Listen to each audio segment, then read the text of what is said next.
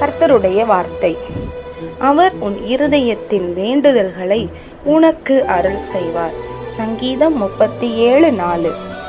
சேனைகளின் தேவனாகிய கர்த்தர் இன்று உங்களுக்கு கொடுத்த இந்த வசனத்தின்படியே இதை கேட்டுக்கொண்டிருக்கிற தெய்வ பிள்ளைகளே, உங்கள் இருதயத்தில் உள்ளதான ஏக்கங்களையும் உங்கள் விருப்பங்களையும் உங்கள் வேண்டுதல்களையும் கர்த்தர் அறிந்து இனி வருகிற ஒவ்வொரு நாட்களிலும் அதை நிறைவேற்ற உங்களுக்கு கொடுக்க அவர் போதுமானவராய் இருக்கிறார்.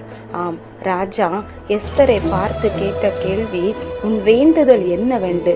ஆம், அவளுடைய வேண்டுதலை அறிந்த ராஜா அவளுடைய இருதயத்தின்படியே அவள் வேண்டுதலை நிறைவேற்றி கொடுத்து அவளை சந்தோஷமாய் மாற்றினது போல உங்களையும் கர்த்தராகிய தெய்வம் உங்கள் இருதயத்தின் வேண்டுதலின்படியே உங்களுக்கு கொடுத்து உங்களுக்கு சந்தோஷத்தையும் சமாதானத்தையும் கொடுக்க போதுமானவராய் இருக்கிறார்.